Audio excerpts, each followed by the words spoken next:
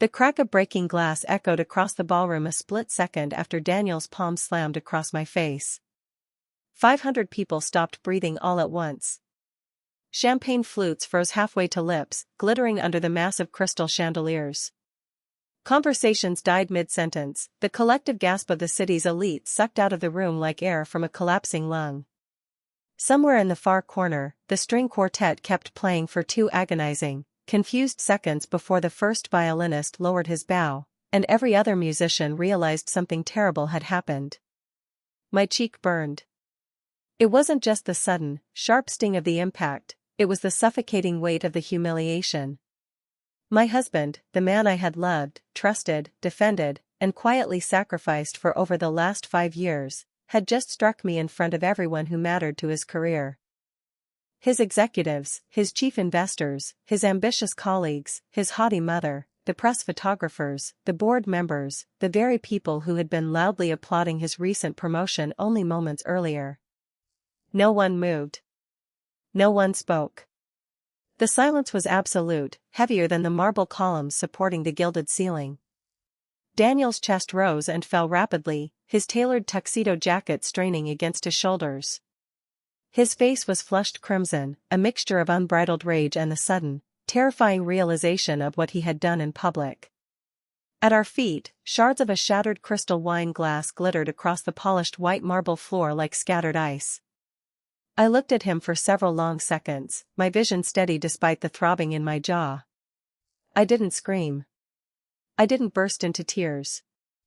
I didn't give his mother the satisfaction of seeing me cower. Instead, I reached into my evening purse. The crowd watched my hands as if expecting a weapon or a scene. I didn't pull out makeup to hide the swelling, nor a tissue to dab away tears. I pulled out my phone. With steady fingers, I unlocked the screen, opened a private conversation thread that hadn't been used in nearly 3 years, and typed 3 simple words. Come get me. Only my father would understand what those words truly meant. Only he knew the absolute promise hidden behind them. I pressed send, watching the small blue bubble pop up on the screen. The status instantly shifted to delivered. I slipped my phone back into the velvet lining of my purse, lifted my eyes toward the high ceiling for just a brief moment, and whispered so quietly that not even the shocked investors standing 3 feet away could hear me. Dad, I finally need you. Exactly 15 minutes. That was all it would take for him to arrive.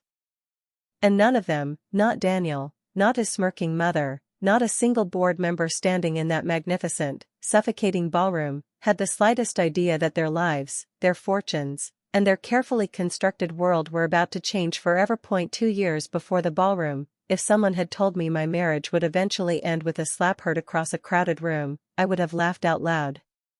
Not because I believed life was a flawless fairy tale, but because I truly believed Daniel Morgan was made of entirely different stuff than the rest of the ambitious corporate climbers I had grown up around. We met in the least glamorous place imaginable, a muddy, rain-slicked church parking lot outside Cedar Falls, Iowa. It was only 3 days after a catastrophic summer flood had breached the levees, destroying hundreds of homes and turning entire neighborhoods into riverbeds of silt and debris.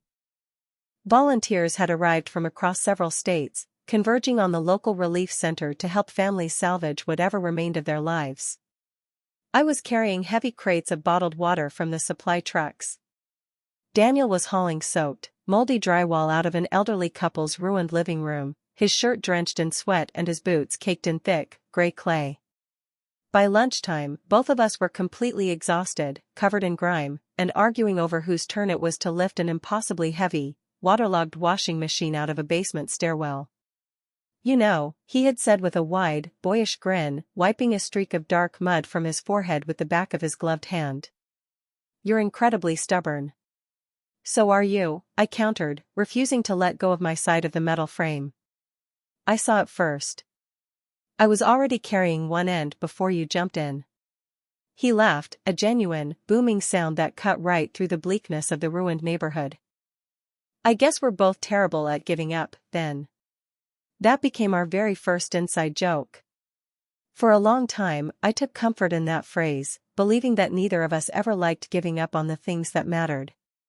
For the next several months, we stayed in constant touch. First through coordinated volunteer weekend projects, then through hurried weeknight coffees that stretched into hours, and finally through long, quiet dinners that somehow lasted until the restaurants closed their doors around us. Daniel was charming without trying too hard, a rare quality in a world where everyone seemed to be auditioning for something.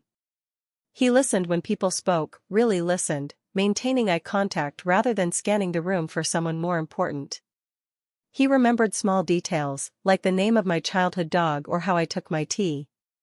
He tipped servers generously. He called his grandmother every single Sunday afternoon without fail. He spoke passionately about wanting to build something meaningful, infrastructure that would protect communities from future disasters, instead of merely becoming rich.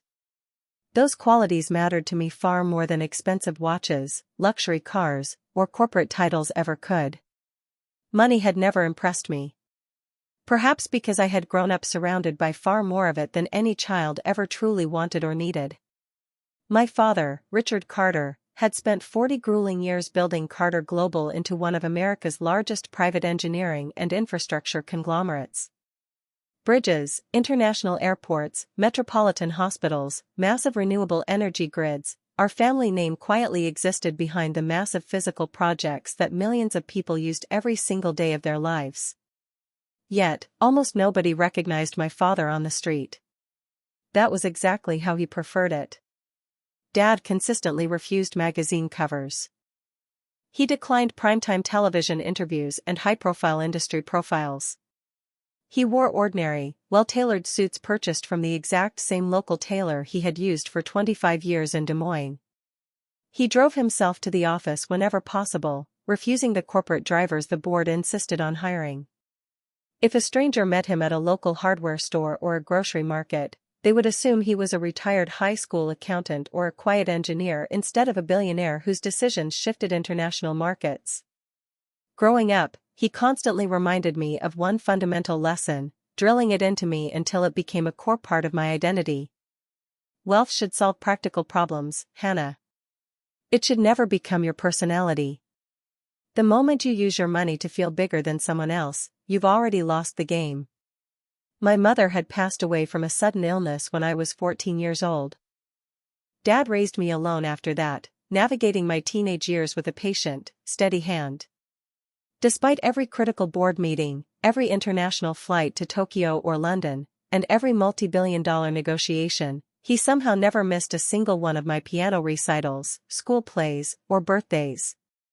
He protected me without smothering me, and he trusted me without trying to control my choices.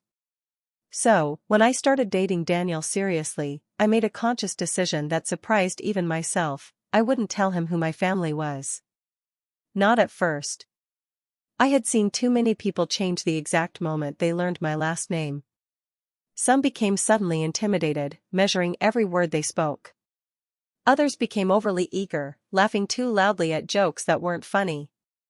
A few became cold and calculating the distance between their bank accounts and mine. I wanted someone who looked at Hannah first. Not the Carter global empire. 2 wonderful, grounded years passed before Daniel proposed. He didn't hire a flash mob or rent out an expensive rooftop restaurant. Instead, he chose a quiet, isolated hiking trail overlooking a secluded lake in northern Minnesota, where the autumn leaves painted the shoreline in brilliant shades of gold and crimson. There were no professional photographers hiding behind the trees, no rented string orchestras, no elaborate public surprises. There was just a small, slightly worn velvet ring box, his nervous, hopeful smile, and one simple question. Hannah, will you marry me? I said yes before he could even finish asking the question. 3 weeks later, as we sat in my modest apartment eating cheap takeout on the floor, I decided it was finally time to tell him everything. I pulled out a corporate report, laid out the family tree, and explained exactly who my father was. Daniel sat perfectly silent on the rug for almost 5 full minutes after hearing my family's true history. The color had drained slightly from his face. Richard Carter, he finally whispered, looking from the document back to my face. Your father is that Richard Carter? The man who owns the infrastructure firm that practically rebuilt the state transit grid? I nodded slowly, reaching out to touch his arm. I'm sorry I didn't tell you sooner, Daniel. I just wanted to be sure about us before the world got in the way. No. He shook his head slowly, his expression softening as he tried to process the scale of the revelation. I understand why you did it. Given what your family represents, I completely understand. Then, a sudden shadow of doubt crossed his face. He looked down at his own calloused hands. My career. What about my career? What about it? I asked. If people in the industry find out who you are, they'll think every single promotion I ever earned from here on out came from your father's influence. They'll look at my work and only see his shadow. I reached across the small coffee table and took his hand, squeezing his fingers firmly. Then no one has to know, Daniel. We don't have to put it in the society papers. We don't have to change your name or mine publicly for work. If you want to build your own path, we keep it private. He stared at me, his eyes wide with a mixture of awe and relief. You'd really do that? You'd keep your own family's background a secret just for my sake?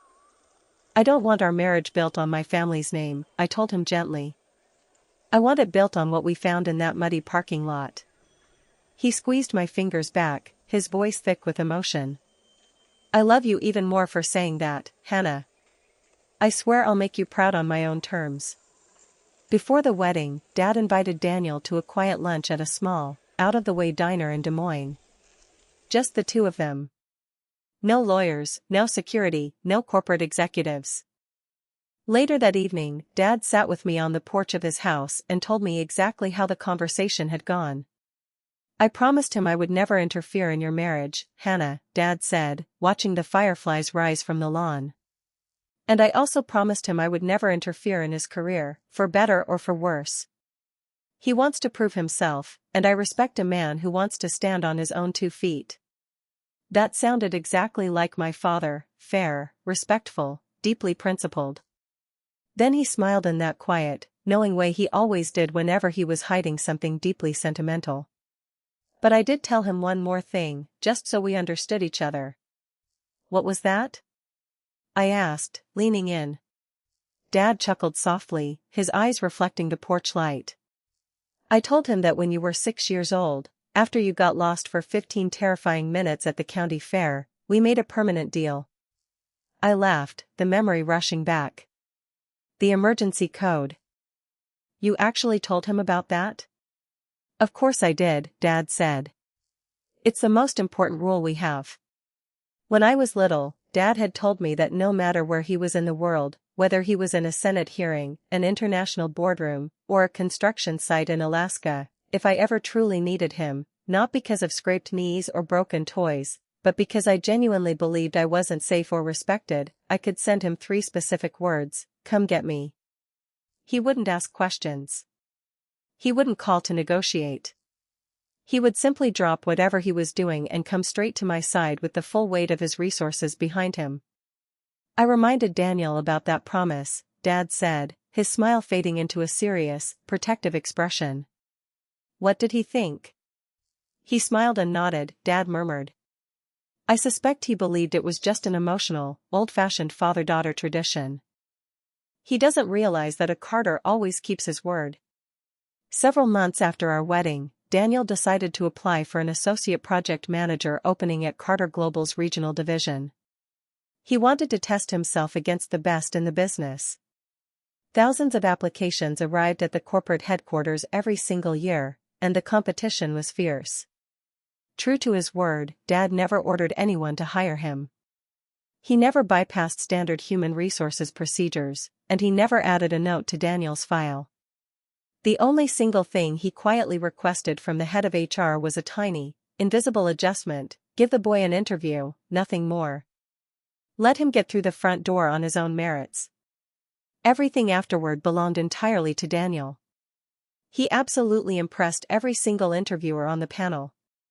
He worked impossible hours, regularly being the first to arrive at the office and the last to leave the dark parking lot. He volunteered for the difficult, messy assignments that older managers avoided, the delayed highway projects, the tight-budget municipal builds. he solved logistical problems that others claimed were impossible. Promotion followed promotion over the next 4 years because he earned them through sheer, unyielding effort.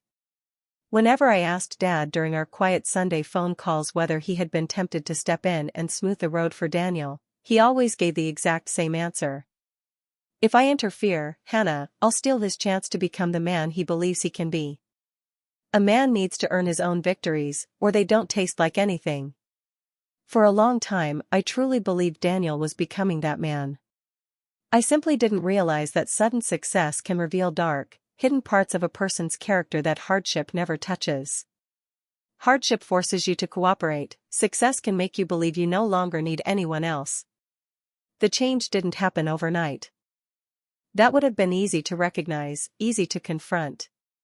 Instead, it happened the way the seasons shift in the Midwest. You don't notice the subtle difference from one Tuesday to the next, but eventually, you look outside one morning and realize the entire landscape has turned cold and unrecognizable. The first real change seemed harmless enough.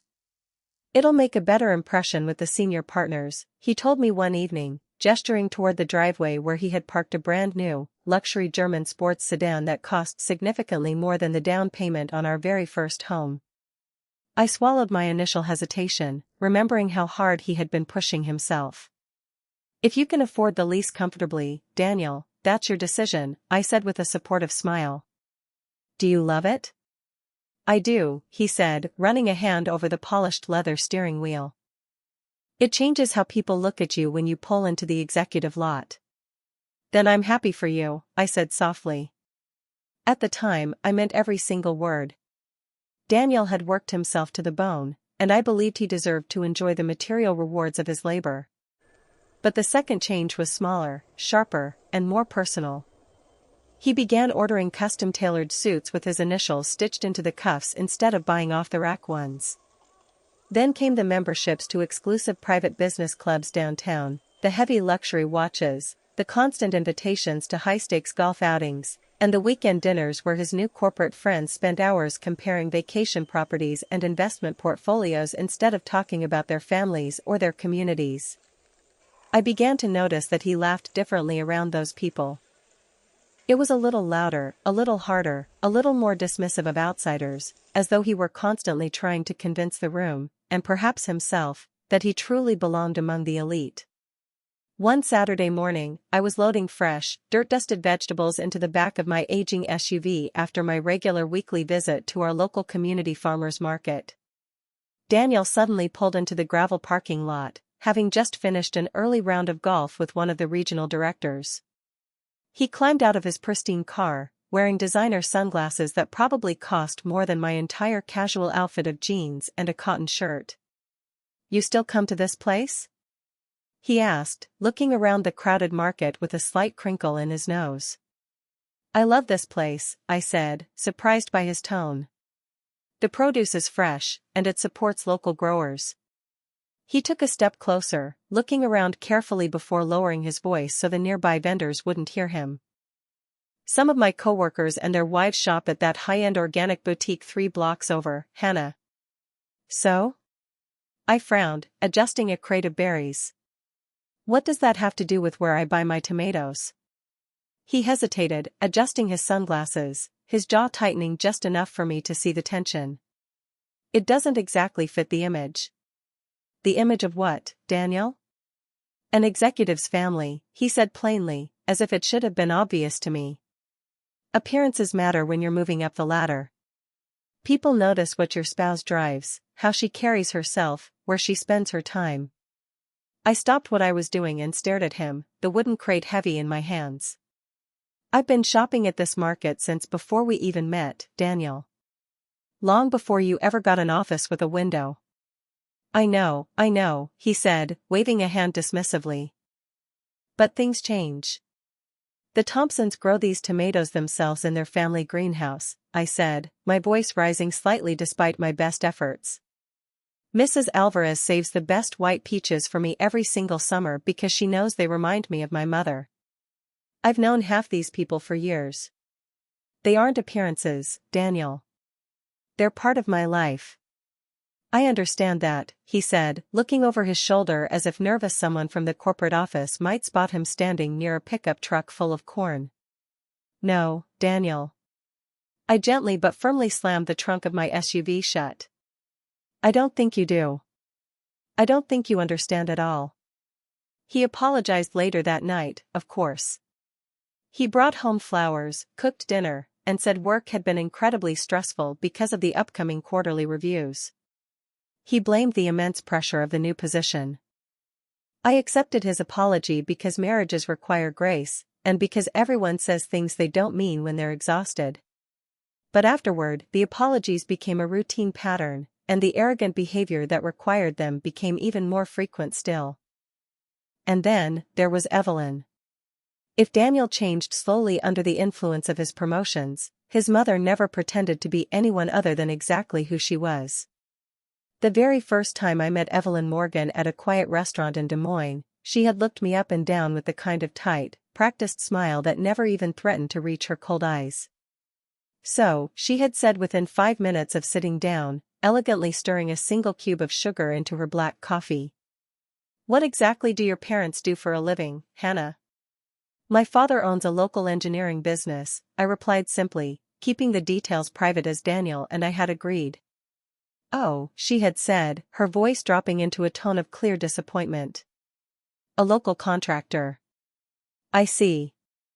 Over the following years, that initial disappointment evolved into an open, sharp contempt. Evelyn had spent her entire adult life dreaming that her son, her brilliant, handsome, ambitious boy, would marry into one of the established, wealthy families in the city to elevate their social standing. Ironically, he already had. She simply had no idea because I wore simple, unbranded clothes, because I rarely wore any jewelry beyond my modest gold wedding band, because I drove an aging SUV that ran perfectly, and because I preferred local community bookstores to luxury boutiques downtown. Because I refused to treat a handbag as though it should cost as much as a family's monthly rent, Evelyn reached exactly one comfortable conclusion: I was a small-town nobody who had managed to trap her successful, rising star of a son before he could find someone appropriate for his new tax bracket. Family dinners at her immaculate house quickly became agonizing exercises in patience for me. Daniel always had such a bright, remarkable future, she would say with a sigh while passing the serving dishes across the table, completely ignoring my presence. He really could have married absolutely anyone in the city. The country club girls used to practically line up when he visited. Another time, during a holiday dinner, she smiled sweetly at me across the crystal centerpiece before adding, "Girls from little towns always know exactly how to find ambitious, successful men. It's a very specific kind of talent, isn't it, dear?" I wasn't even from a small town. I had grown up in a beautiful home in the capital, but because I didn't brag about private schools or country club memberships, she had simply decided I was a provincial interloper.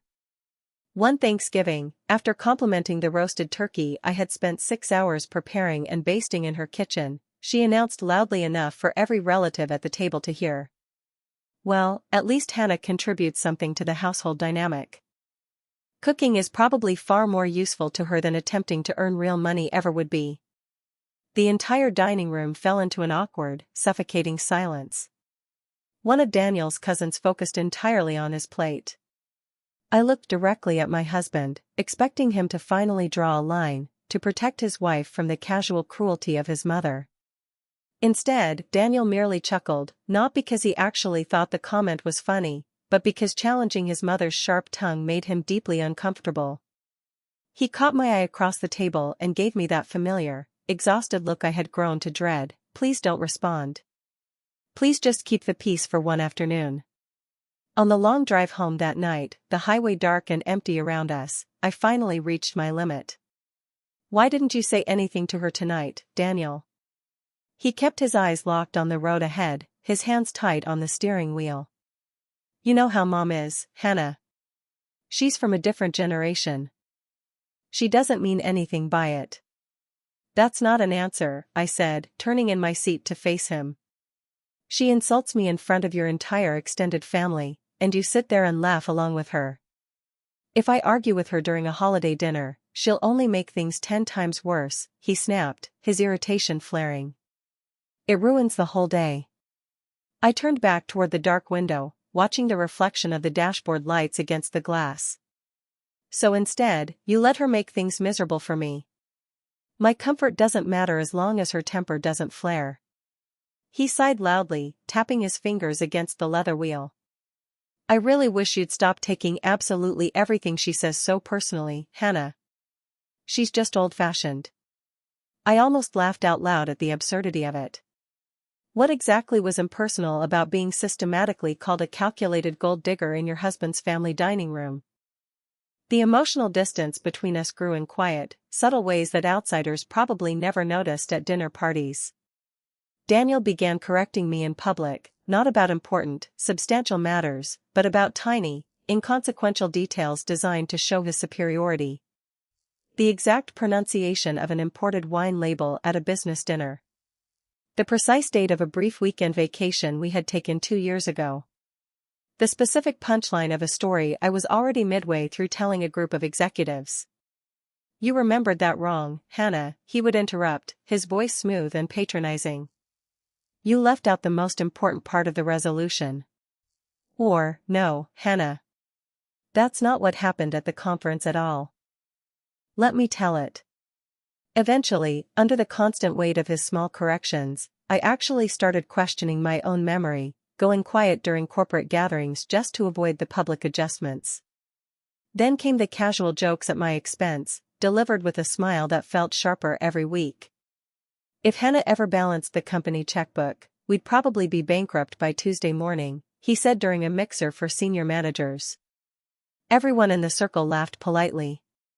I smiled along, my throat tight, even though I had actually handled every single dollar of our household finances and mortgage payments since the day we married. At another corporate dinner, he wrapped a heavy arm around my shoulders, drawing me close as he addressed the division vice president. She keeps me humble because she still thinks cutting coupons out of the Sunday paper is an exciting weekend activity. I do think saving money is smart, I replied quietly, trying to maintain my dignity. His colleagues laughed again, and Daniel smiled broadly, as though I had just confirmed the punchline of his favorite joke. The drive home from that event was completely silent. I watched the streetlights slide across the dark windshield, wondering when, exactly, I had transitioned from being his equal partner into a convenient supporting character in the story of his personal success. Finally, as we pulled into the driveway, I turned off the radio. Can we talk, Daniel? Really talk? We're talking right now, aren't we? He said, checking an email notification on his glowing phone screen. No, I said, reaching out to gently push the phone down. I mean really talk about us. I think we're drifting apart. We're busy, but it's more than just a packed schedule. He didn't look at me, his eyes darting back to the screen the moment I let go. What now, Hannah? I'm in the middle of a major regional realignment. I don't have time for vague relationship anxieties. I think we should see a professional marriage counselor, I whispered, the words heavy and terrifying to admit out loud. His jaw tightened immediately, his eyes flashing with sudden anger as he locked the phone. We don't need therapy, Hannah. Therapy is for weak couples who are actively falling apart. I think we are falling apart, Daniel, I said softly, the truth hanging between us in the small, expensive car. He laughed once, a dry, unkind sound that cut right to the bone. We're completely fine. You're just adjusting to the realities of high-level success. It takes a thick skin to run in these circles. Success. He kept using that word as though it were a universal shield that explained away every single slight, as though executive promotions automatically excused arrogance, and as though a bigger office downtown justified the slow, systemic erosion of kindness in his own home. Months passed, the silence between us thickening into a permanent wall. I continued to hold on to hope, searching for the ghost of the muddy volunteer I had married beneath the polished, hard exterior of the corporate vice president. Then came the official announcement from headquarters. Daniel had been promoted to Senior Vice President of Corporate Infrastructure. It was one of the youngest senior appointments in the entire 40-year history of Carter Global. Despite the distance between us, I was genuinely, deeply thrilled for him. He had earned it through every single late night, every difficult municipal project, every weekend sacrificed to impossible deadlines. When the regional corporate office decided to host a massive, formal celebration ballroom gala to honor his achievement, I threw myself entirely into the planning process. I worked for 3 weeks alongside the event coordinators, carefully reviewed the complicated seating charts, managed dietary requests for out-of-town dignitaries, selected the music program, and spent hours ensuring that his elderly relatives would have comfortable, accessible tables close to the main stage. No one at the office asked me to do it. I simply wanted my husband to have a beautiful, flawless night that he would remember for the rest of his life. A week before the grand event, Dad called and invited me to a quiet lunch at our usual out-of-the-way diner. He never once mentioned to me that he had personally signed off on Daniel's major promotion after reviewing 4 consecutive years of exceptional performance metrics. Instead, he simply smiled warmly over his black coffee, studying my face with the deep, quiet intuition only a parent possesses. "You seem tired, Hannah," he noted gently. "But you sound proud of him." "I am proud of him, Dad," I said, stirring my tea. "He worked incredibly hard for this position." Dad nodded thoughtfully, looking out the diner window for a long moment. "Good. That's good. But remember, Hannah, true leadership is never measured by how high someone manages to climb on their own." I smiled, repeating the lesson he had taught me 20 years ago. "I know, Dad. It's measured by how they treat the people who can't help them climb any higher." At the time, I thought he was simply offering standard, comfortable fatherly wisdom to carry into the big corporate event. Looking back now, with the benefit of hindsight, I wonder whether his decades of experience with powerful men had already taught him to recognize the subtle, dangerous warning signs that love had completely blinded me to. The grand ballroom at the Regent Luxury Hotel was booked to full capacity. The final confirmed guest list exceeded 500 people. Senior executives from across the country had flown in, along with major international investors, community leaders, board members, key municipal partners, and local press photographers. Everyone who was anyone in the infrastructure sector was there to celebrate Daniel Morgan's extraordinary future. The space looked like something captured from an old Hollywood film set. Massive crystal chandeliers cast a warm, golden light across the polished white marble floors. Towers of white orchids lined the front of the main stage, and a live jazz quartet played sophisticated melodies while waiters floated seamlessly through the crowd carrying silver trays filled with vintage champagne. Every single table was dressed in heavy ivory linen, and every silver place setting gleamed under the lights. The corporation had spared absolutely no expense for their rising star. As I stood near the main double doors, greeting incoming guests and directing them toward their tables, I felt a rare spark of genuine hope. Perhaps tonight would be the turning point we needed. Perhaps this massive public validation would remind Daniel of where he had started, allowing him to relax the hard corporate posture he had worn for months. For the first hour of the evening, it almost seemed possible. Daniel looked undeniably handsome in his custom-tailored navy tuxedo. As he moved gracefully across the room greeting his colleagues, I could easily recognize flashes of the warm, magnetic man I had fallen in love with in Iowa. He hugged his old field mentors, thanked administrative assistants by their first names, and complimented the catering staff on the presentation. Watching him from the edge of the floor, I caught myself smiling. Perhaps I had been worrying over nothing. Perhaps the pressure had simply been a temporary storm we had successfully weathered. As the formal dinner concluded, the company's chief executive officer stepped up onto the stage, adjusting the microphone. "Ladies and gentlemen," the CEO's voice boomed across the ballroom, instantly silencing the chatter. "Tonight, we are here to celebrate exceptional corporate leadership, remarkable project dedication, and one of the brightest young executives our infrastructure division has ever developed. Please join me in congratulating our new Senior Vice President, Daniel Morgan." The massive room erupted into a thunderous standing ovation. Daniel walked up the steps onto the stage, accepting the applause with practiced, flawless confidence.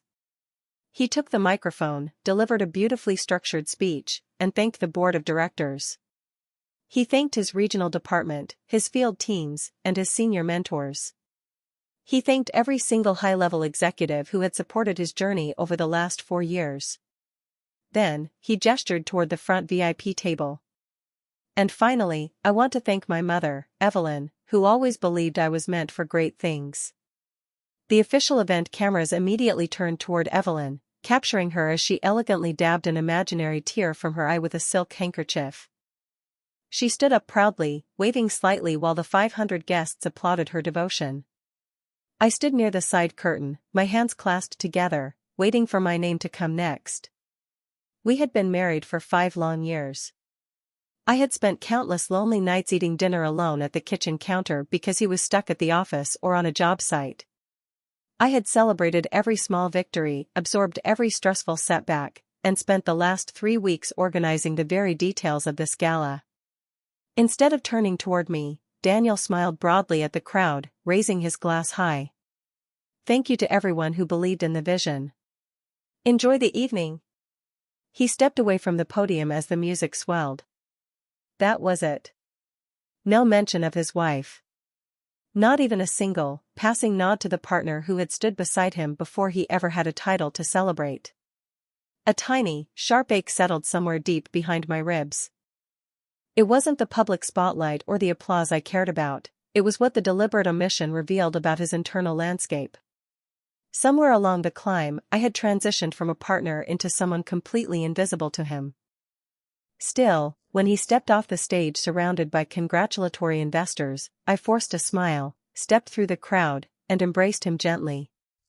I'm incredibly proud of your achievement, Daniel. He kissed my forehead absent-mindedly, his eyes already scanning the room over my shoulder. Thanks, Hannah. Did you see the regional director's placement? Perfect. Before I could even finish smiling, a senior member of the corporate board called his name from 5 feet away, and Daniel walked away without a second glance, leaving me standing alone by the stage steps.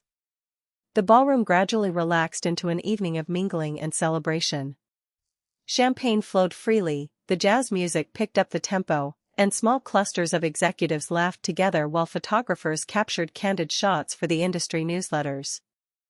I wandered toward one of the quiet refreshment tables near the back gallery, grateful for a single minute of absolute quiet away from the noise.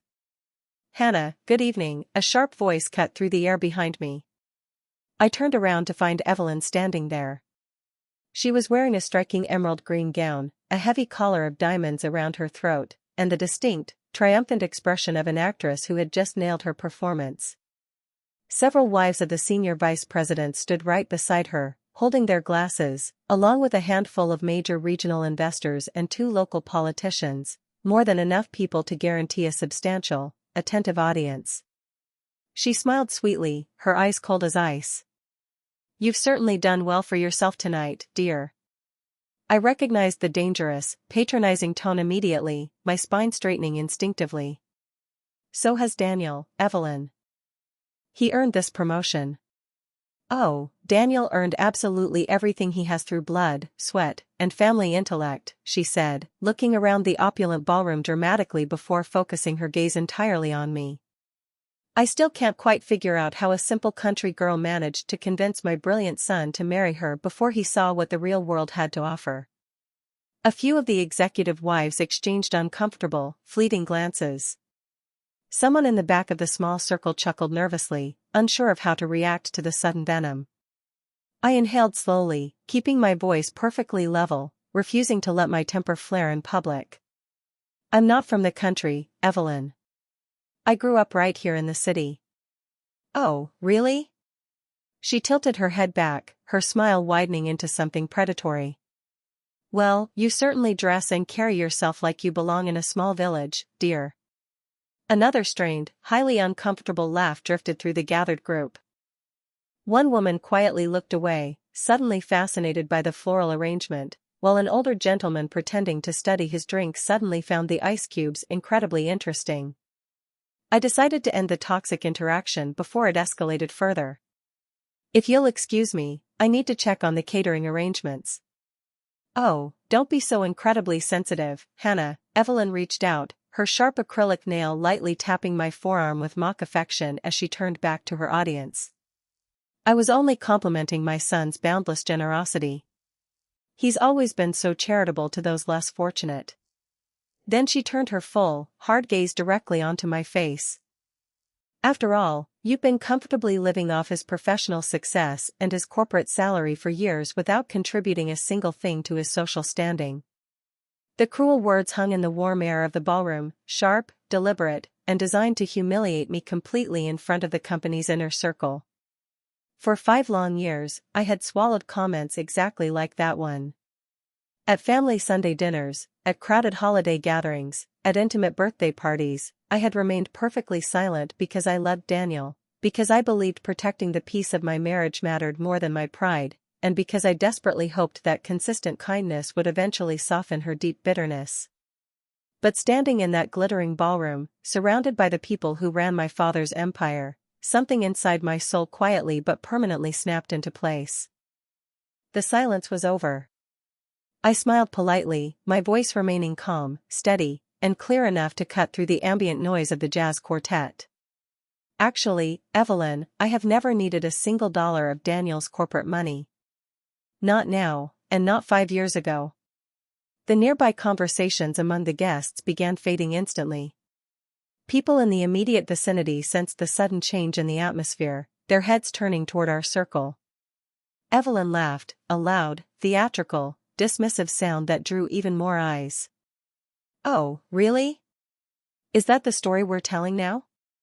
She folded her arms tightly over her emerald gown.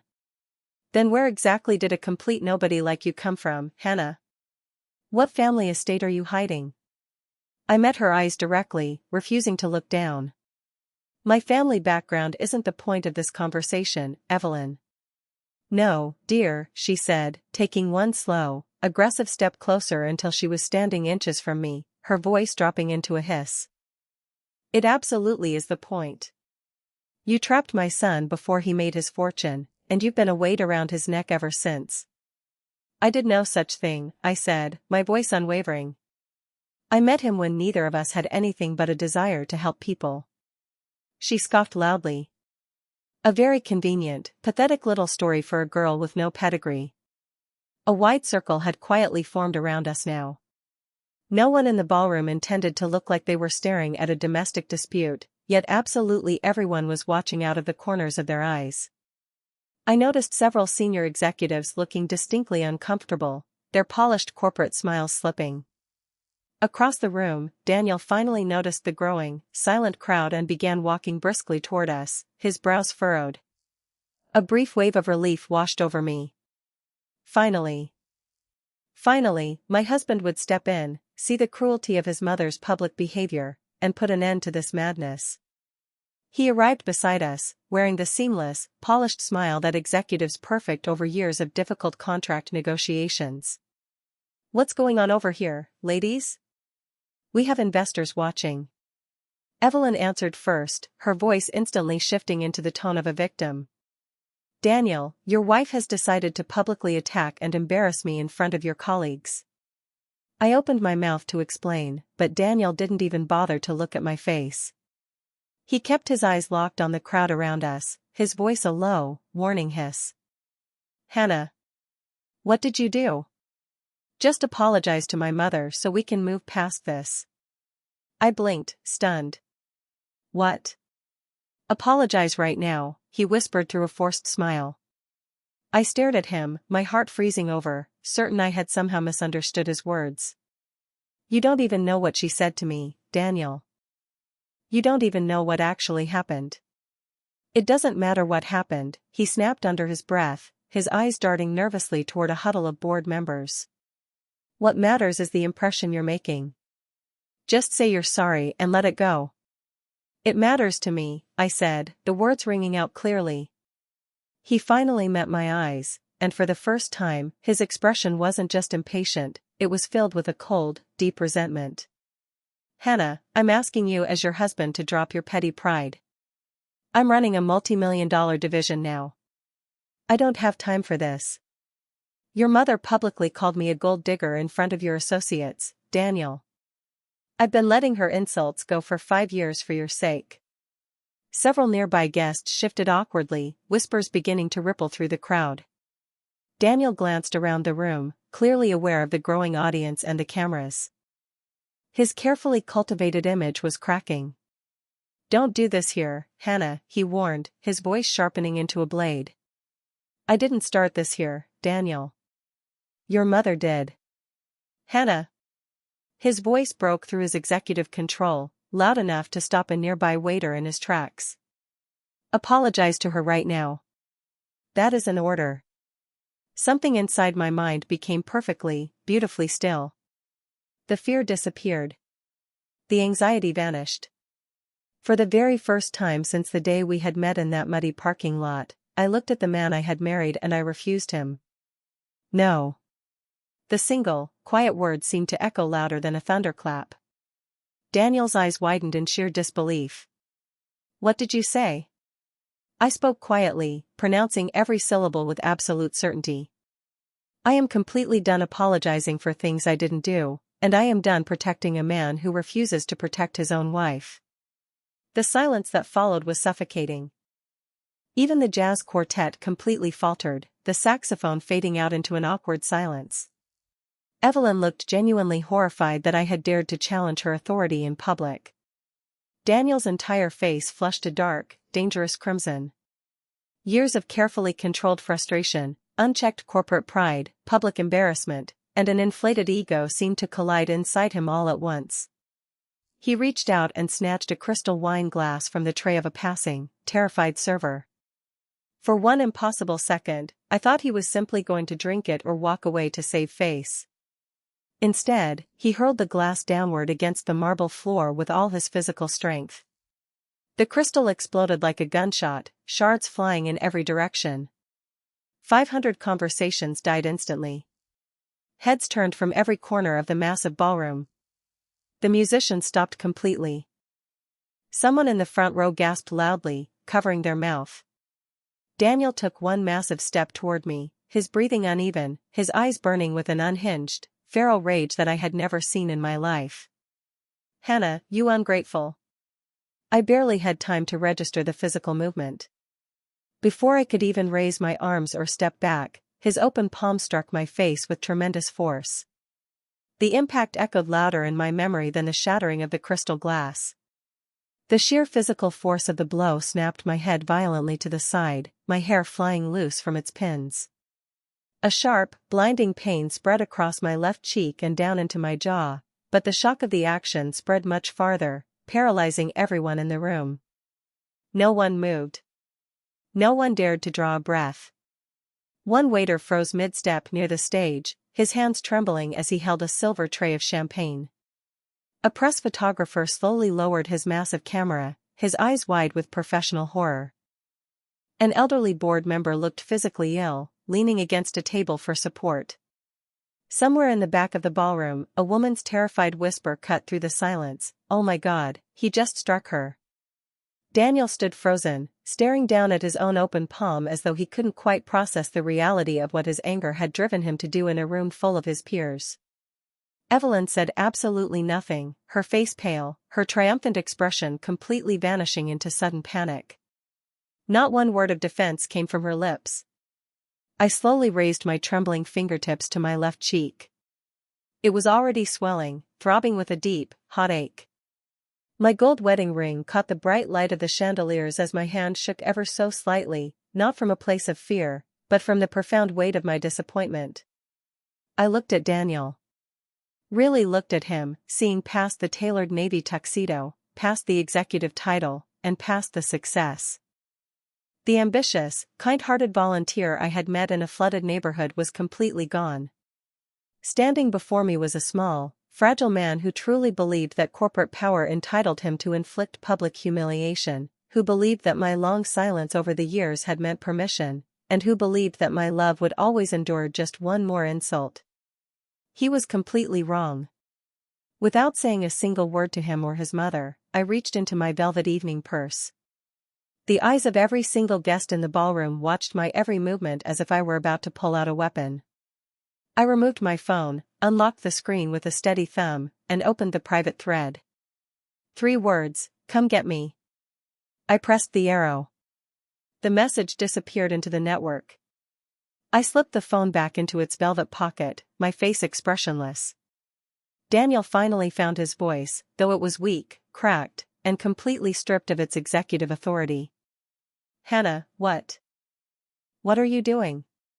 I met his eyes one last time, my voice calm, level, and cold enough to frighten the investors standing closest to us. "He's coming, Daniel." No one in that room understood what those words meant. No one except me. And somewhere across the city, driving through the dark streets, was the only man who had ever promised me that if I truly needed him, he would drop the world to come to my side without asking a single question. The clock had officially started. 15 minutes. That was all the time Daniel Morgan had left before the entire foundation of his life crumbled beneath his feet. The silence that followed my words felt heavier than the massive stone columns surrounding the ballroom.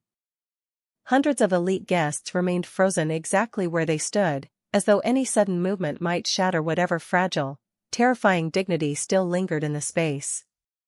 Daniel finally cleared his throat, his face shifting from rage to an acute, desperate panic as he realized the cameras and the board members were all staring at him with looks of absolute disgust. "Hannah," he whispered, his voice shaking as he took a hesitant step toward me. I completely lost my temper. The stress of the promotion, the pressure from the board. "I didn't mean to swing like that. Let's go somewhere private. Let's go to the executive holding room upstairs and talk about this rationally." "No," I said, my voice cutting through his excuses like a knife through silk. "Hannah, please," Evelyn chimed in, her voice suddenly trembling as she realized the massive financial implications of what her son had just done in front of the company's chief investors. "Think of his position. Think of the family name. We can resolve this quietly at home." I didn't even look at her.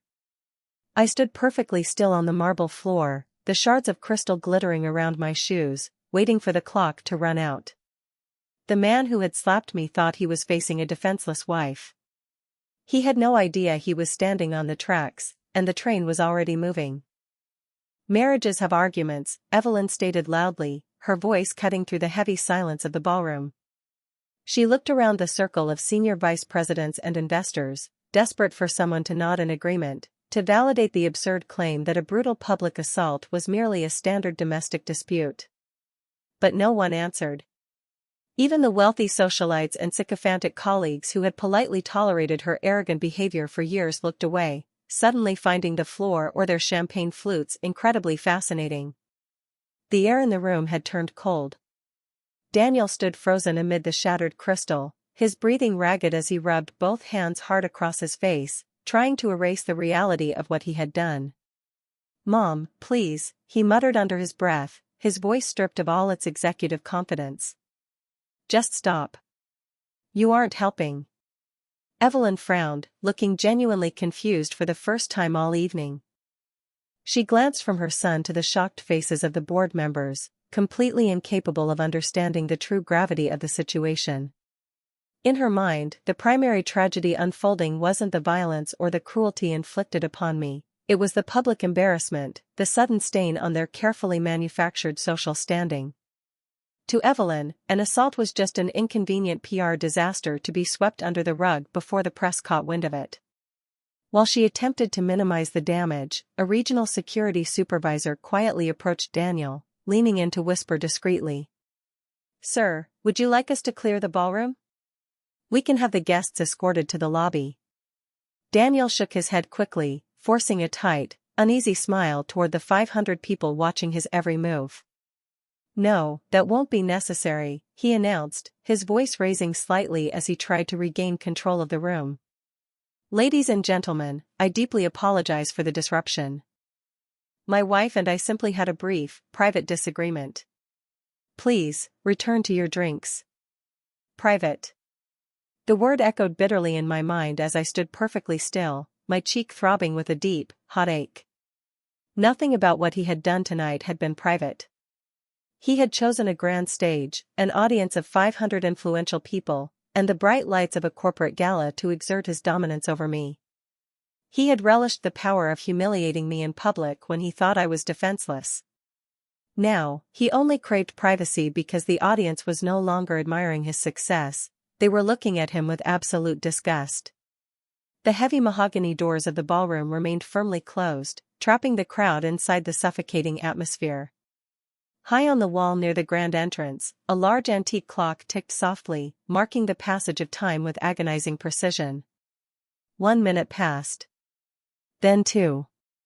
Then 5. Then 7.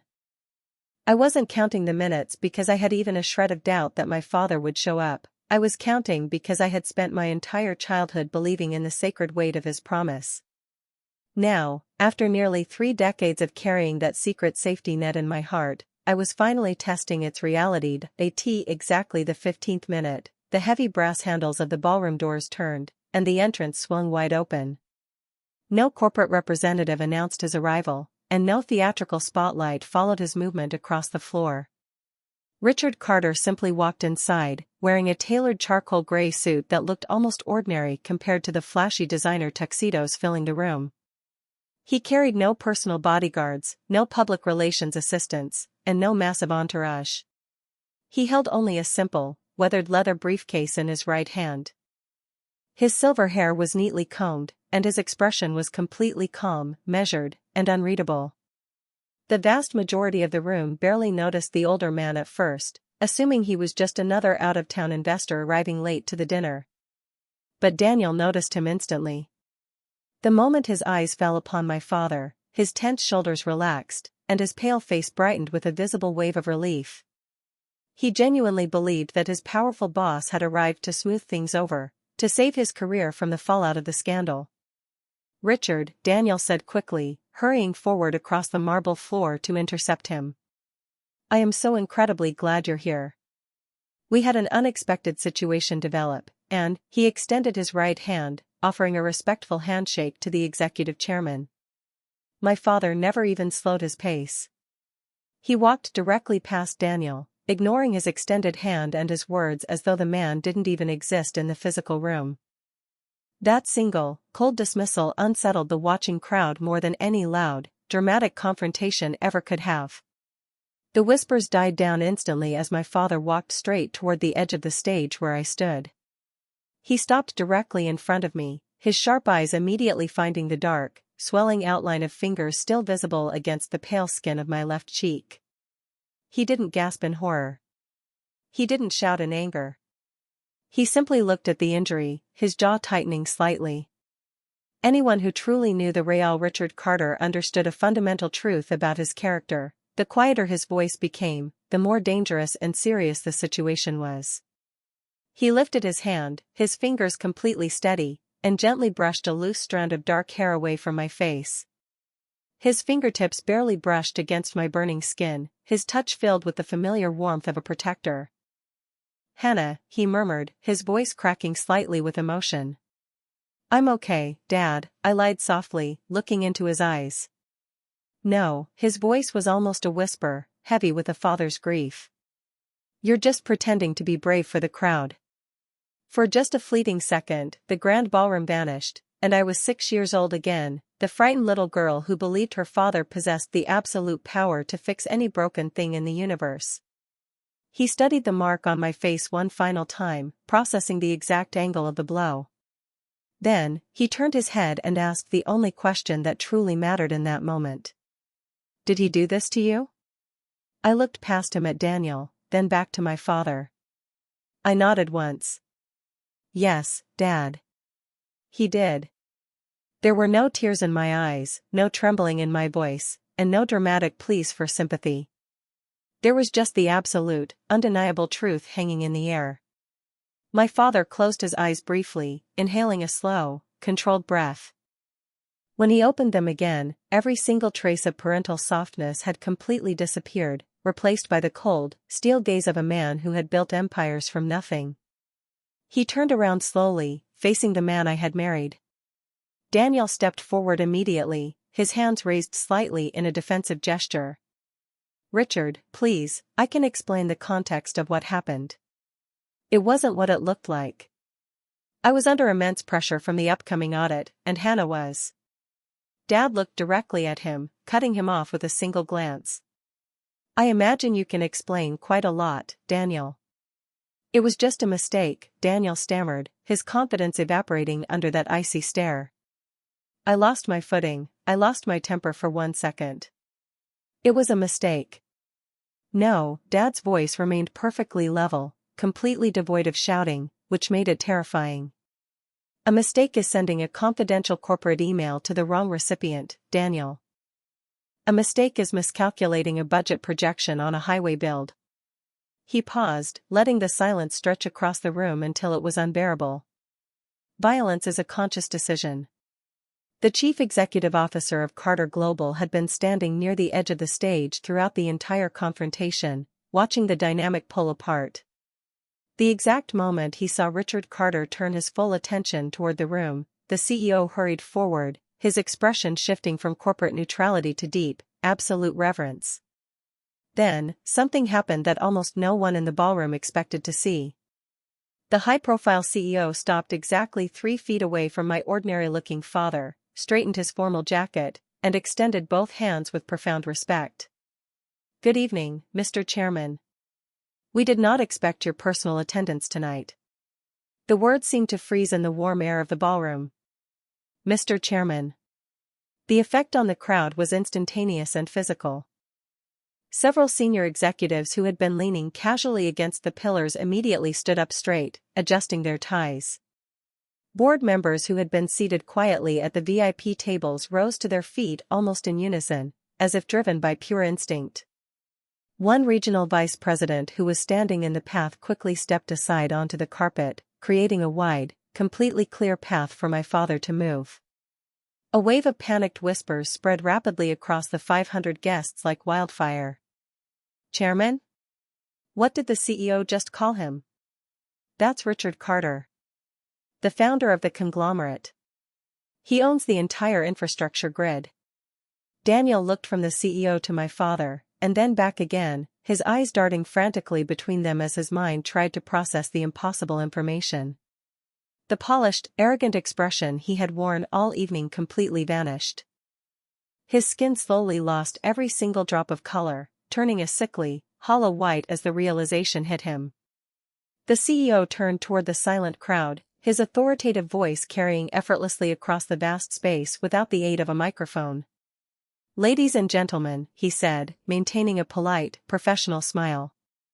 I don't believe everyone in this regional office has had the distinct privilege of meeting our founder, majority shareholder, and executive chairman. Please welcome the man who built this organization, Mr. Richard Carter. If silence could become a physical weight, it would have crushed the ballroom in that exact moment. One prominent international investor actually removed his glasses, wiping them frantically with his napkin as though clearer vision might somehow change the reality of what he was seeing. A senior manager's wife covered her mouth with both hands, gasping aloud. Several younger project managers simply stared openly, their mouths slightly agape. Evelyn blinked once, then twice, then 3 times, her mind entirely rejecting the revelation. She laughed nervously, a high-pitched, desperate sound that grated against the silence. No, she whispered, turning to look at her son, her hands clutching her emerald gown. No, Daniel, that's completely impossible. Her father is just a local contractor. She told me he ran a small engineering business. Daniel wasn't listening to his mother anymore. He couldn't. His entire world, his carefully constructed career, and his hard-earned social standing had begun to collapse into ash around his feet. His lips moved silently for a few seconds, attempting to form words that refused to come out. Finally, his voice cracking under the weight of his terror, he managed to whisper a single word. Chairman. Dad looked at him, his expression showing neither malicious satisfaction nor explosive anger. There was only a profound, heavy disappointment in his eyes. I gave you my personal word of honor before your wedding day, Daniel. Do you remember that conversation? Daniel swallowed hard, his throat dry as sandpaper. I remember, sir. I told you that I would never interfere in your marriage, and I kept that promise. You managed your household without my shadow, Dad said, his voice steady and calm. And I also promised you that I would never interfere in your career progression at this company. Another nod from you? Daniel nodded weakly, his head dropping slightly. You kept that promise, sir. You never stepped in. I did, Dad said, glancing around the silent ballroom at the rows of listening executives. So, I want everyone in this room to understand exactly how this man achieved his position. When Daniel first applied to the associate program at Carter Global years ago, the human resources software automatically rejected his resume during the initial screening process because of a lack of field experience. Daniel closed his eyes tight, a grimace of pain crossing his features. He had never known that detail. He had spent years bragging to his friends that his brilliant intellect had sailed through the hiring process effortlessly. I asked the department head to manually reconsider the file, Dad continued, his voice echoing off the marble walls. And I gave them one very specific, strict instruction. I told them to interview him. Nothing more. I did not order his hiring, I did not authorize his bonuses, I did not promote him through the ranks, and I never assigned him to high-profile municipal projects. I opened exactly one single door for him because my daughter loved him. He looked directly into Daniel's panicked eyes. You walked through that door entirely on your own merits, Daniel. You built your own reputation. Several senior executives exchanged quiet, knowing looks. In a corporate world defined by nepotism and backroom deals, they knew exactly how unusual and deeply principled that level of parental restraint truly was. Every single promotion you received afterward reflected your actual field work, Dad noted, nodding once. You earned them through late nights and hard work. You proved your intelligence. Daniel's shoulders slumped completely forward, the posture of a broken man. I was incredibly proud of that work, Richard. I wanted to prove I belonged here. So was I. Dad's next sentence landed with a devastating, absolute calm that cut through the room like winter ice. When your recommendation for the senior vice president position came before the executive committee last month, I personally reviewed every single performance evaluation in your file. I sat at my desk and read the words of your peers. He looked out toward the silent audience of 500 people. Every single report described Daniel Morgan as an intelligent, highly disciplined, ethical leader whom others could trust implicitly. I approved the board's recommendation because I genuinely believed those evaluations reflected your true inner character. His sharp eyes snapped back to my husband's face. Tonight, Daniel, you proved every single one of us completely wrong. No one in the ballroom applauded. No one moved an inch. The devastating truth of his actions required absolutely no corporate decoration. Dad slowly turned his gaze away from Daniel, letting it rest upon Evelyn. The older woman looked suddenly much older, the elegant emerald gown and the sparkling diamond collar no longer able to hide the fragile, terrified reality of her vanity. And you, Dad said quietly, his voice carrying a cold weight that made her flinch. You have spent the last 5 years of my daughter's marriage calling her a gold digger at your dinner table because she didn't wear designer labels.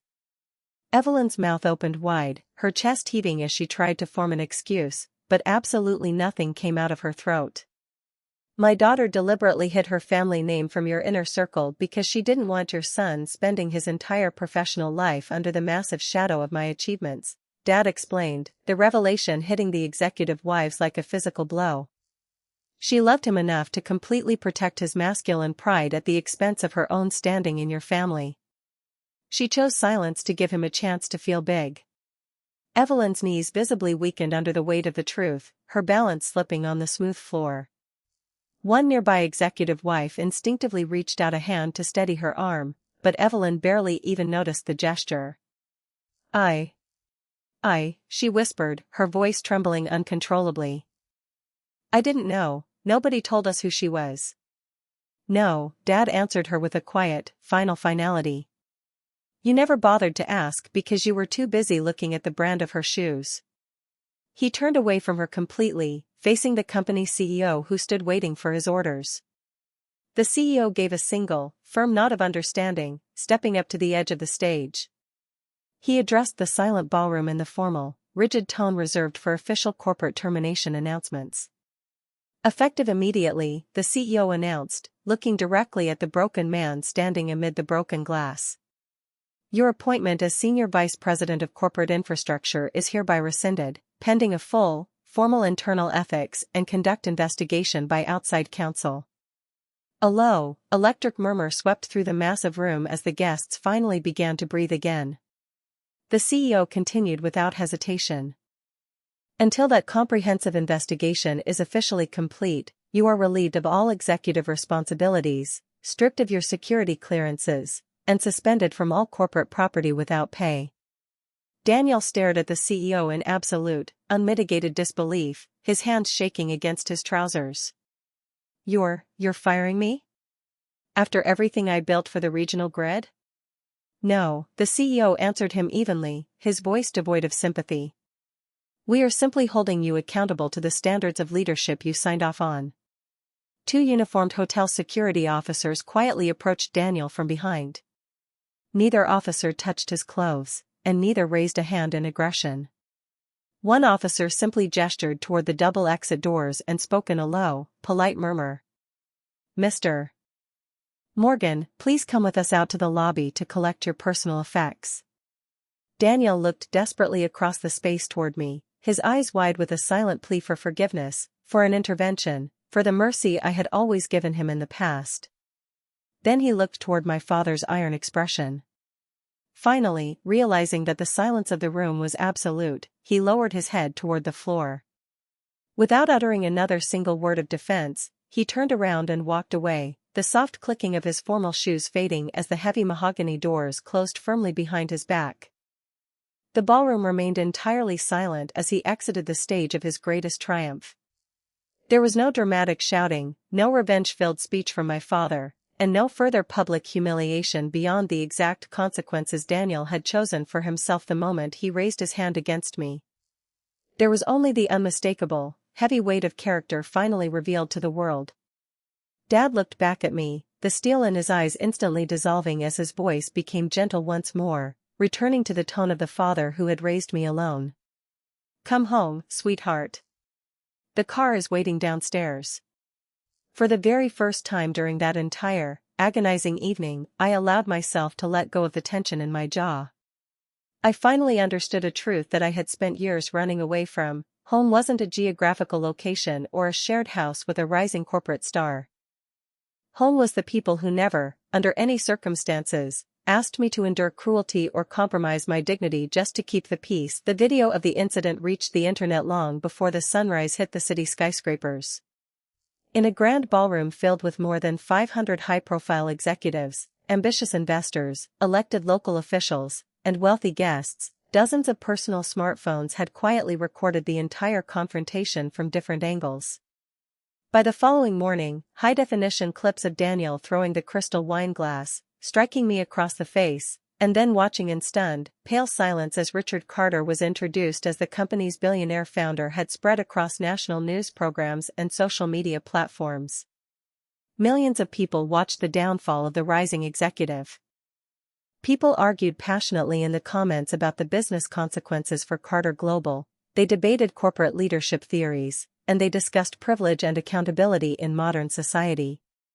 But very few people disagreed about one fundamental truth: a man who possessed the capacity to strike his wife in the middle of a crowded, public ballroom had almost certainly inflicted far worse emotional and physical abuse behind the closed doors of his own home.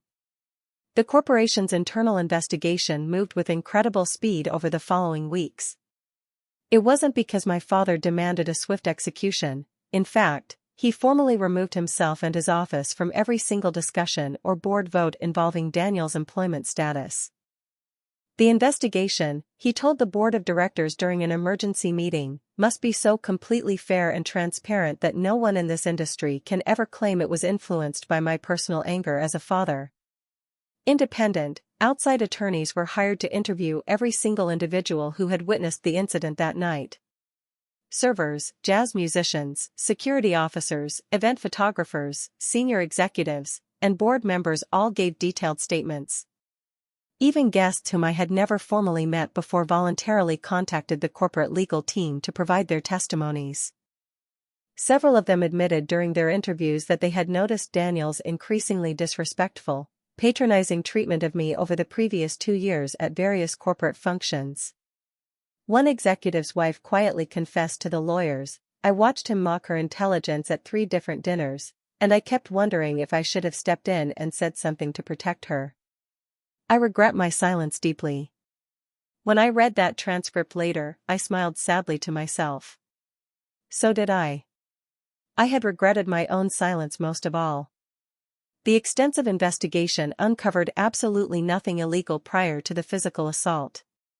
Daniel had not embezzled corporate funds, he had not manipulated the quarterly financial reports, and he had not cheated the system. His actual business performance remained exactly as impressive and disciplined as everyone had always believed it to be. That reality somehow made the conclusion even sadder to process.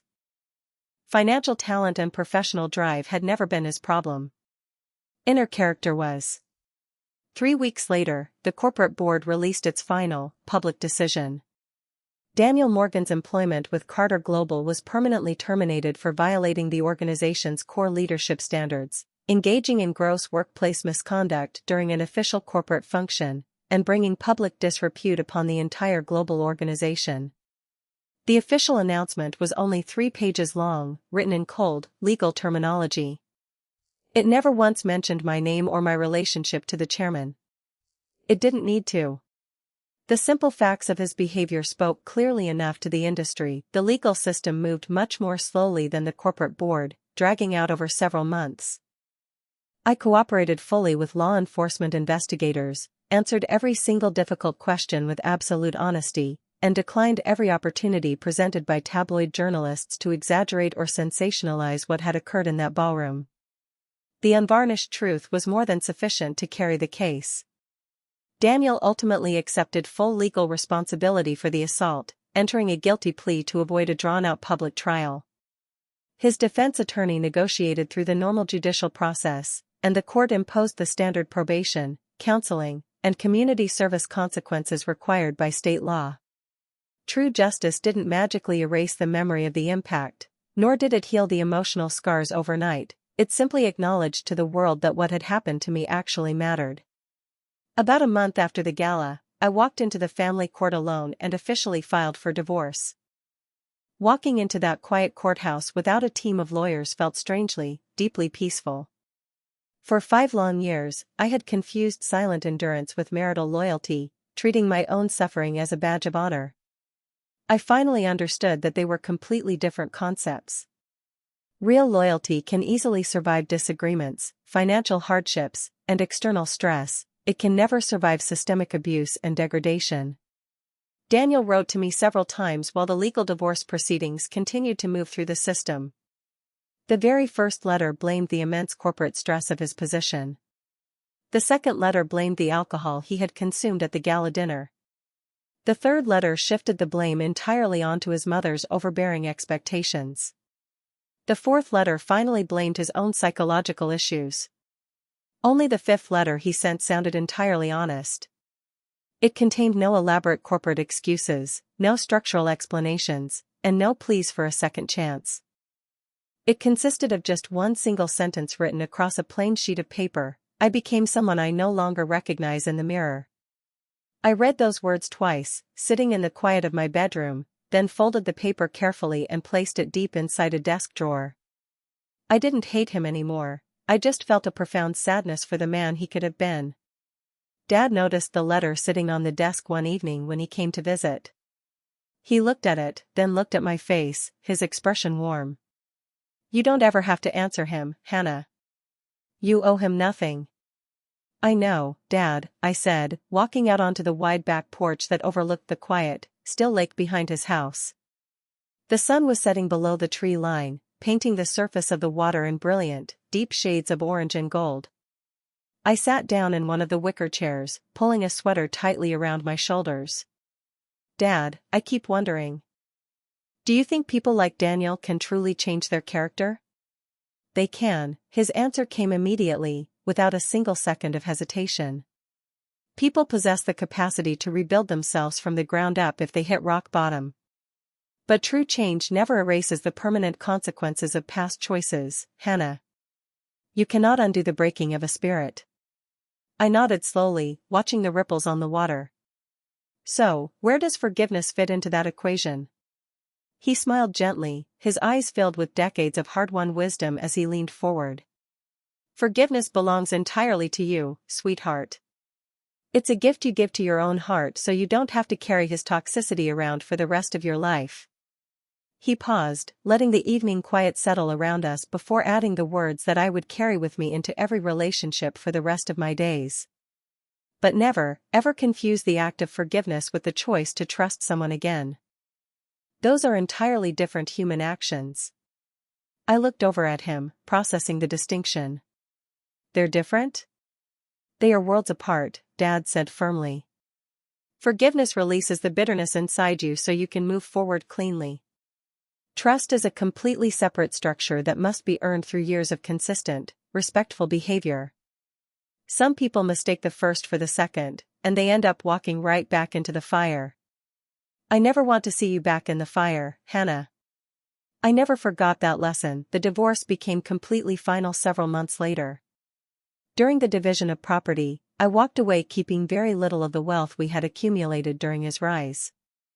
It wasn't because the law forced me to compromise, but because I deeply wanted a completely clean, unburdened beginning. I wanted nothing that reminded me of the woman who had stayed silent just to keep a man happy. For the very first time in my adult life, I began publicly introducing myself to new acquaintances using my full, legal birth name, Hannah Carter. Many people in the local business community naturally assumed that I had finally decided to leverage my family's massive corporate influence to build a career. The truth was almost the exact opposite. I didn't want to use the name to acquire power. I wanted my name to be attached to something far bigger and more meaningful than pure material wealth. With my father's enthusiastic encouragement, but never under his financial control or direction, I officially established the Carter Foundation for Safe Homes. It was a private, non-profit organization dedicated entirely to helping survivors of domestic violence and emotional abuse rebuild their lives from scratch. We funded secure emergency housing facilities, provided top-tier legal assistance, organized trauma counseling programs, offered comprehensive career training workshops, and provided reliable child care for single parents who were trying to start over in a safe environment. The very first woman who walked through the doors of our foundation office reminded me painfully, vividly of the version of myself that had stood in that ballroom. She sat across from my desk, her shoulders hunched forward, apologizing every few minutes for her presence. "I'm so sorry to bother you with this. I'm so sorry I'm crying in your office. I'm so sorry I stayed with him for so many years." I reached across the desk, gently took her trembling hands in mine, and looked directly into her eyes. "You never, ever have to apologize for surviving, baseline. You are here now, and that is all that matters." As the foundation grew over the next year, expanding into multiple states, I personally visited dozens of women's shelters across the country. Again and again, sitting on old sofas in crowded communal rooms, I heard the exact same heartbreaking sentence whispered by women from every walk of life: "I just kept hoping that if I loved him enough, it would eventually get better." Sometimes, in rare cases where a person faces their darkness completely, it actually does get better. Sometimes people truly change their core character. But I always shared my own story with those women to remind them of one crucial reality: your personal hope should never become a permanent permission slip for someone else to keep hurting you while you wait for them to grow up. One crisp autumn evening, nearly a full year after the night of the gala, Dad and I sat together on his back porch, watching the golden leaves drift quietly across the lawn. Neither of us had spoken for a long time, content to simply enjoy the peaceful safety of each other's company. Finally, breaking the silence, I asked the single question that had lived quietly in the back of my mind ever since that fateful night in the ballroom. "Dad?" He looked up from his coffee mug, his expression warm. "What is it, Hannah? What if I had sent you those 3 specific words over something incredibly small?" I asked, looking down at my hands. What if I had sent the code when I was 22, just because I had a bad day or an argument with a friend? The same code from when I was 6 years old. He chuckled softly, a low, rumbling sound that brought unexpected tears to my eyes. I still would have come straight to you, Hannah. Without a single second of hesitation. I laughed through the sudden tears, wiping my eyes with my sleeve. Really, Dad? Even if it was completely trivial? Of course I would have, he said, leaning back in his wooden chair and looking out over the dark lake. Hannah, I didn't create that emergency code to protect my construction company or the board of directors. I didn't create it to protect our family's public reputation from a scandal. He turned his head, his voice dropping into a quiet, absolute certainty. I created it to protect my little girl. It didn't matter if you were 6 or 36, if you called, I was always going to answer. The tears that I had proudly refused to shed in front of the 500 guests in that glittering ballroom finally arrived, streaming down my face in the dark. It wasn't because I was remembering the physical pain of the slap, and it wasn't because I regretted the years I had spent trying to make my marriage work. It was because, sitting there with my father, I finally, truly understood a fundamental truth about human value that I had completely overlooked for years. True inner strength isn't about pretending your pain doesn't exist so you can look tough to the world. Strength isn't about enduring constant humiliation and disrespect just to prove the depth of your loyalty to a partner.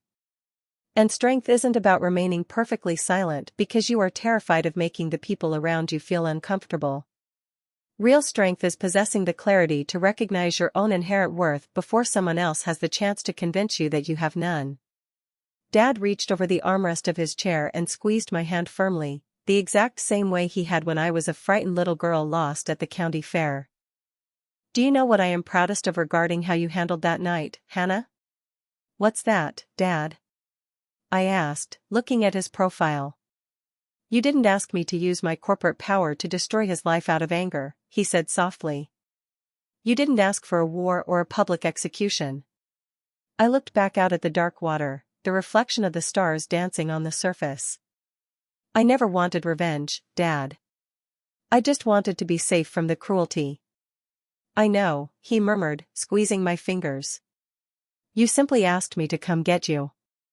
That was the crucial difference between anger and justice. Revenge would have been using our family's immense wealth and legal teams to actively ruin Daniel's future out of spite. True justice was simply stepping out of the way and allowing his own conscious choices to determine the trajectory of his life. My father never actively took away the impressive career that Daniel had spent years working to earn. Daniel did that entirely to himself the exact moment he allowed his pride to convince him that his corporate success placed him completely above the laws of basic human respect. People still occasionally ask me during foundation interviews whether I hate the man who struck me in that ballroom. The answer always surprises them. I don't carry a single drop of hatred for Daniel in my heart anymore. Hatred would keep my spirit permanently connected to the very worst day of my life, anchoring me to the pain of the past. I would much rather remain connected to the incredible people who reminded me of who I truly was when I had forgotten my own value. I choose to stay connected to the father who kept a silent promise for more than 25 years without ever breaking his word. I choose to stay connected to the complete strangers who refused to look away or pretend they hadn't witnessed an act of abuse. I choose to stay connected to the brave women who find the courage to walk away from toxic homes every day because they heard my story and realized they weren't alone in the dark. And most of all, I choose to remain connected to the younger version of myself, the stubborn girl who stood up in a room full of powerful people and decided that true love should never, ever require silence to survive. If there is one absolute lesson that my long journey has taught me, it is this: mutual respect is the only true foundation upon which a real marriage can ever be constructed. High-level corporate success and material wealth mean absolutely nothing if they are not backed by inner character and humility. The people who quietly stand behind us in our moments of darkness are very often the true reason we rise to prominence in the world. But the exact moment we choose pride, cruelty, or violence over love and basic kindness, we risk losing every single beautiful thing they ever believed we could become. If someone in your life is currently making you feel small just so they can feel powerful, remember this truth: Walking away from the fire isn't a sign of weakness. Sometimes, it is the absolute bravest decision you will ever make in your life.